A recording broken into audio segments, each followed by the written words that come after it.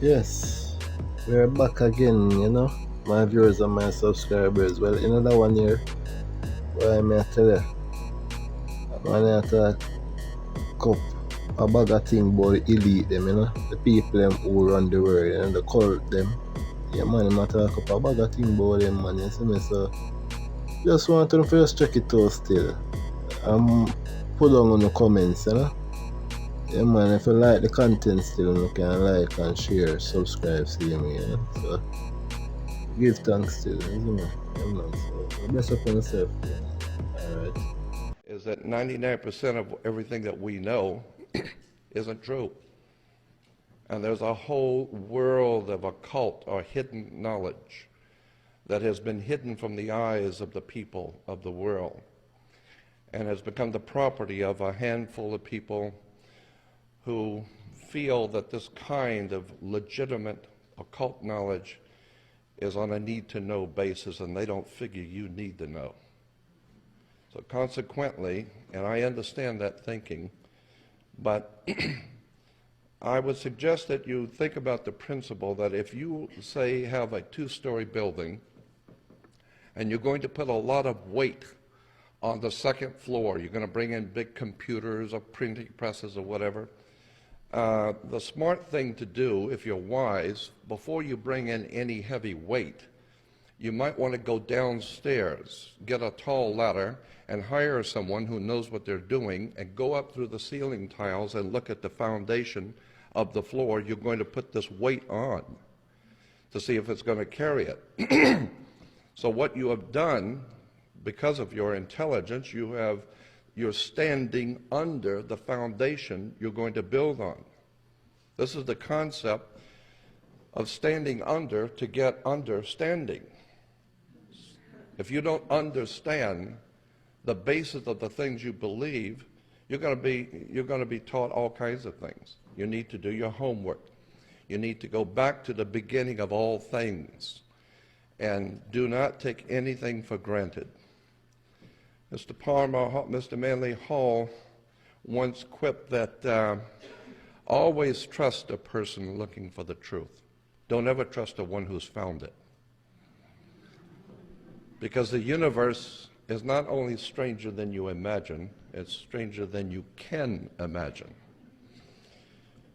And one lecturer one time made a statement that stuck with me. He says, if you can discuss with a large audience something about God so that everyone can understand what you're saying, then that would prove conclusively that you don't know anything. Because any God that your pea-brained, ignorant, ill-informed, unread intellect can understand cannot be that great power that has divinely ordained the universe.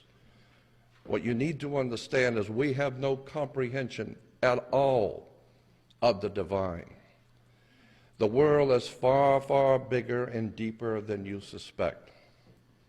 Our lineage as humans go back hundreds of thousands, and if Michael Kramer is right, perhaps even millions of years.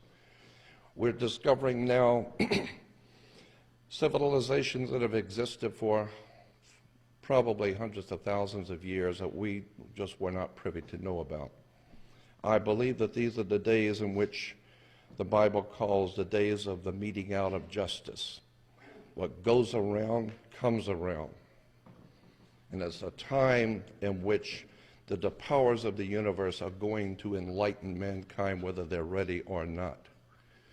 And unfortunately, I don't think there are too many people in the world who are ready for the very near future that's coming. The corporation, how to get out of it. Well, first of all, you're born into it, so the first thing you need to understand is that your birth certificate makes you because I forgot to bring this out, that I said when your parents signed the birth certificate, it doesn't say parent, it says informant. Mm-hmm. But look on the other side, and you will see the whole birth certificate it's on stationery, which is security paper. It's on bank security paper. It's got the security design all around it. So it's a security on the stock exchange. But on the bottom, on the left-hand side, on the bottom, it's printed it will tell you that this birth certificate is the property of the Department of Commerce. Why? Because you are a commercial product. Your mother gave birth to you. She was in labor. She built you in labor, and then you came out of your mother's water, so you are a maritime admiralty product, just like the TV that came from Japan came in on water. That's why if you're going to be born again, you have to go out and be dumped into the water and be born again, because you came out of your mother's water. So how exactly do I shred the birth certificate? Well, yeah.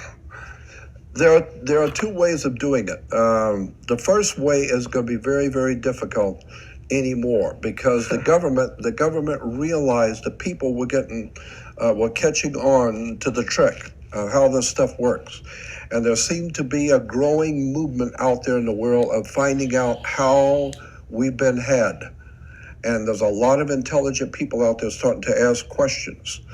And so the government immediately realized they're going to have to do something to close the door on this, lock it down quick before these kids start reading too much and learning too much. And now we're going to have a problem, because now they're talking and they're learning how we did this, and they're learning the tricks and the secret of how we control them.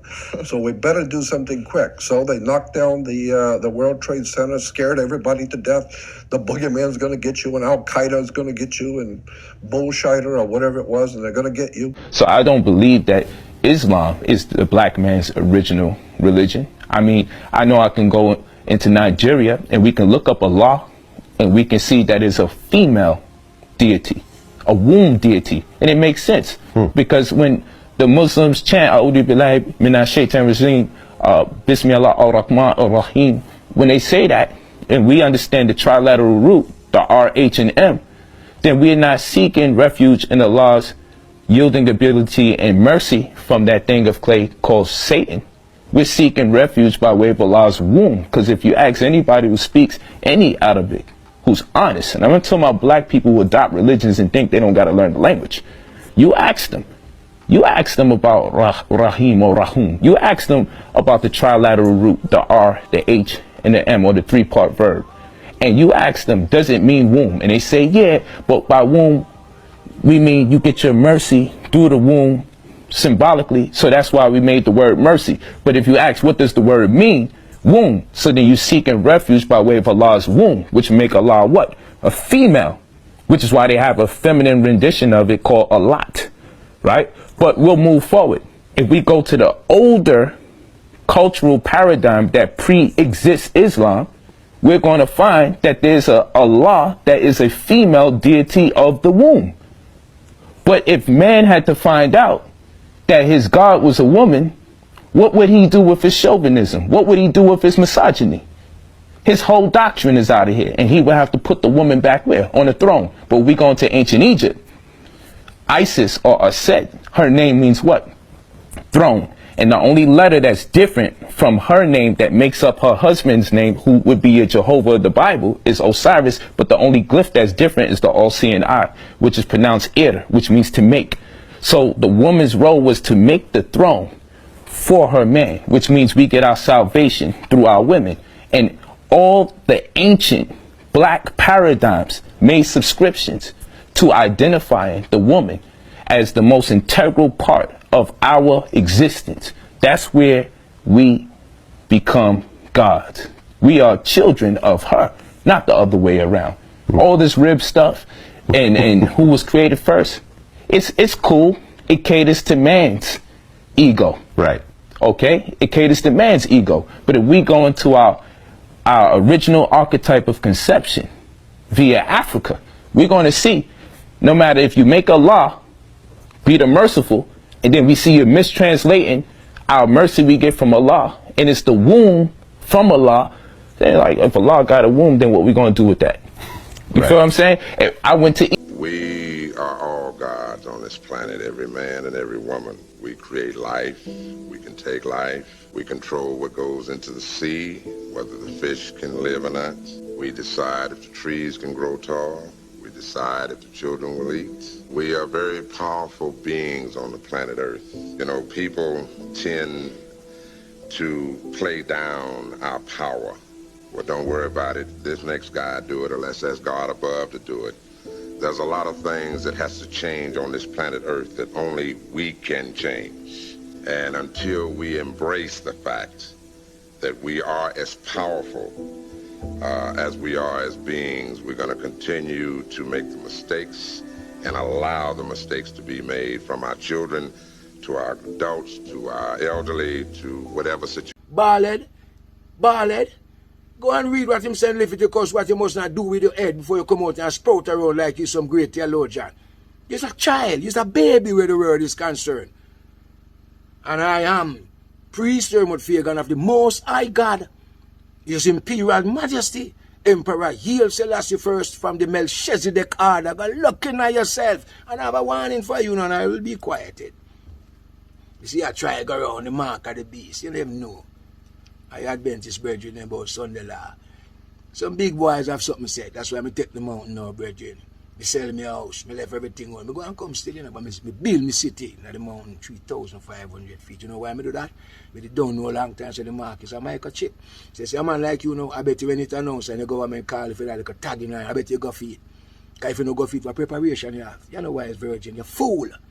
Your foundation, the foundation weak. You don't have no preparation, you preach to the congregation.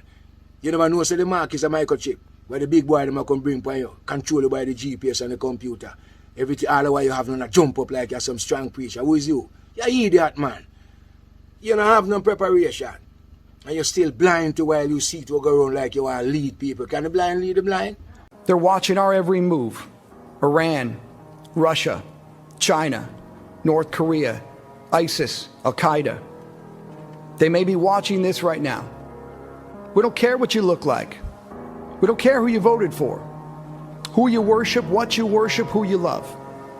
It doesn't matter if your dad left you millions when he died or if you knew who your father was. We have been honed into a machine of lethal moving parts that you would be wise to avoid if you know what's good for you. We will not be intimidated. We will not back down. We've seen war. We don't want war. But if you want war with the United States of America, there's one thing I can promise you, so help me God.